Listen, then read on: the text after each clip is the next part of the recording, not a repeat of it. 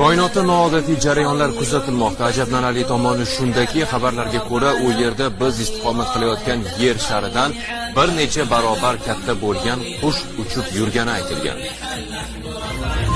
Koinotda qushga o'xshash o'lchami yernikidan 10 barobar katta bo'lgan jism suratga olindi. U haqda Rossiya Fanlar akademiyasi koinot tadqiqotlari laboratoriyasi xabar berdi. Surat Lasko teleskoplari yordamida 24-may kuni Toshkent vaqti bilan 16:00 da olingan. Tasvirda qush yoki uchar kema aniq aks etganday, uning ortida olovli iz bor. Qush qanotining o'lchami taxminan 150 ming kilometrni tashkil qilishi aytilgan. Quyoshdan sirli jismgacha bo'lgan masofa taxminan 2 million kilometr bo'lib, o'lchami yerdan 10 barobar kattaroq. Olimlar bu hodisaga ilmiy asosda tushuntirish berish bo'yicha muhokama o'tkazishni taklif qilgan va istisno sifatida mutlaqo har qanday versiyalar va har qanday munozaralarga, jumladan o'zga sayyoraliklar, plazma hayoti va fitna nazariyalariga ruxsat beriladi deya hazil qilgan olimlar.